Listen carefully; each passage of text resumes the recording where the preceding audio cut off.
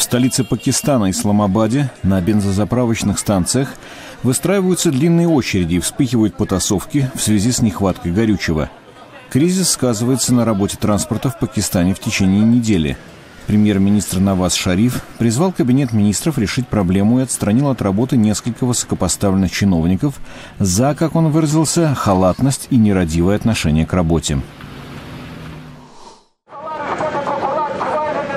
В столице Молдавии, Кишиневе, сторонники социалистической партии провели демонстрацию протеста рядом с Национальным банком Молдавии.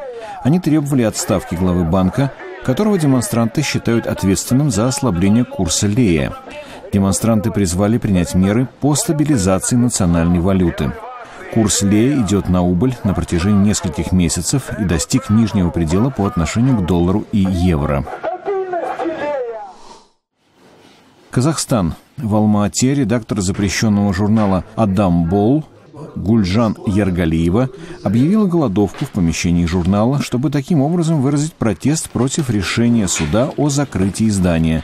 Журнал был закрыт после публикации интервью с казахским активистом, который по политическим мотивам уехал на Украину.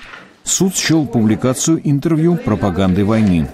Большинство средств массовой информации Казахстана игнорируют кризис на Украине, а власти с подозрением относятся к публикациям на эту тему.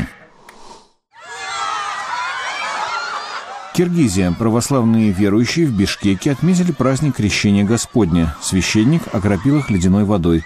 Для православных праздник знаменует крещение Иисуса Христа Иоанном Крестителем и начало его пасторского служения.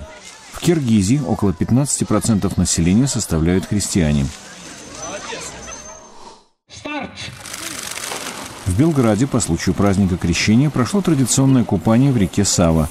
Сербский православный священник одарил крестом победителя заплыва, в котором участвовали около 500 человек.